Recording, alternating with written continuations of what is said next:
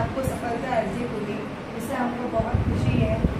तो ये आपके मन में आरजेएस का विचार कैसे आया? 2016 से मैंने रेगुलर प्रैक्टिस शुरू करी थी माननीय उच्च न्यायालय और अधीनस्थ न्यायालय में।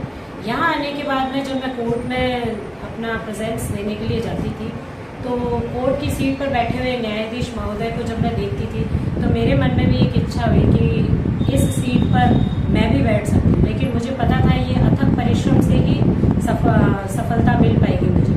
यहाँ पर हमारे यहाँ लाइब्रेरी है, वहाँ का माहौल भी बहुत अच्छा है। मैंने अपने जो भी मुझे खाली समय मिलता था उस लाइब्रेरी में मैंने बैठकर अध्ययन कार्य शुरू किया। जब भी खाली समय में मैंने कभी भी समय अपना वेस्ट नहीं किया और अध्ययन कार्य में लगी रही, तो उस तरह से मुझे प्रेरणा मिलती रही और मैंने अपनी पढ़ाई जारी रखी।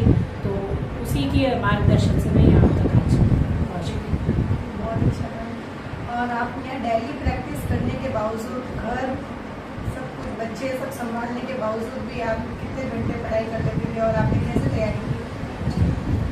मैं जब कोर्ट आती थी तो जो मुझे खाली समय मिलता था वो तो मैं यहाँ पर लाइब्रेरी में बैठकर पढ़ाई करती थी। इसके अलावा जब वैकेंसी आ गई तो वैकेंसी आने के बाद में मेरा रूटीन ये था कि मैं अपने घर के सारे काम फटाफट निबेड़ के और अपनी स्टडी के लिए बैठ जाती थी। सुबह 8 बजे से लगा के रात के 12 बजे तक मैंने अनवरत रूप से 16-16 घंटे पढ़ाई करी है।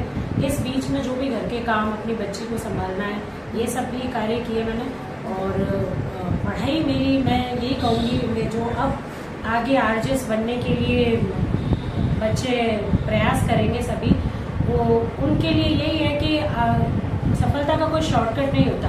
मैंने अपनी पढ़ाई में प्री के लिए, मेंस के लिए और इंटरव्यू के लिए जी जान से मेहनत करी है और वही रंग लेकर आती है। और सफलता उन्हीं को मिलती है जो पूरे मनोयोग से अपने काम में जुट जाते हैं, जो लक्ष्य प्राप्त करना चाहते हैं उसमें जुट जाते हैं, उन्हीं को सफलता प्राप्त होती है। इसका कोई शॉर्टकट नहीं। बहुत अच्छा, बहुत अच्छा किया आपने। और आपकी ये सफलता के मार्गदर्शक कौन है? मेरे पिताजी मेरे मार्गदर्शक रहे हैं। मुझे LLB कराने का भी श्रेय पूरा उन्हीं को जाता है। और 2016 में उन्होंने मुझे प्रेरित किया कि आपको कोर्ट जाना चाहिए, आपने LLB की शिक्षा प्राप्त की है तो आपको वकालत करनी चाहिए। वही मुझे कोर्ट लेकर आए और उन्होंने आरजेएस के लिए भी मुझे जो मार्गदर्शन है वो भी उन्हीं का ही था। और जब भी मैं बीच में असफल भी हुई आरजेएस के एग्जाम्स में, फिर मैंने जो नया अटेम्प्ट देने के लिए जो ताकत दी वो मेरे माता पिता ने ही दी और पग पग से उन्होंने मुझे संभाला। दूसरा, यहाँ जो हमारे अधिवक्ता महोदय हैं कोर्ट में, उनका मेरे ऊपर जो अटूट विश्वास है वो भी मेरा बहुत अच्छा प्रेरणा स्रोत रहा है। उन्होंने मुझे बार बार यही कहा कि आप हमें डेफिनेटली सफल होगे, आप अपना प्रयास जारी रखना। तो इससे पहले मैंने एक बार और अटेम्प्ट दिया था लेकिन मैं उसमें असफल हो गई थी। फिर इस वाले अटेम्प्ट में मुझे सफलता मिली है। तो मैं ये जो श्रेय है ये अपने माता पिता, मेरे परिवारजन और अपने जो मेरे शुभ चिंतक के अधिवक्ता महोदय सब हैं, इन सभी को मैं इसका पूर्ण श्रेय देना चाहूँगी। मेरे ईश्वर को बहुत बहुत कॉन्ग्रेचुलेशन। और आप जज बनने के बाद क्या करोगे?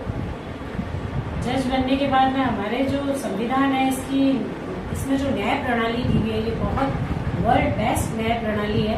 मेरा लक्ष्य यही रहेगा कि समाज में कोई भी जो वर्ग अंतिम छोर पर खड़ा हुआ है उसको न्याय जरूर प्राप्त होना चाहिए। क्योंकि न्यायपालिका में बहुत उम्मीद के साथ में जब आते हैं, पक्षकार आते हैं, तो उनके उस दोनों पक्षों को सुनकर एक सही जजमेंट जो डिलीवर करना है वो करने की मैं पूर्ण कोशिश करूंगी। दोनों पक्षों को सुनूंगी और एक जो सही न्याय है वो देने की पूर्ण कोशिश करूंगी और डेफिनेटली मैं अच्छा निर्णय करूँगा, ऐसा मेरा विश्वास है।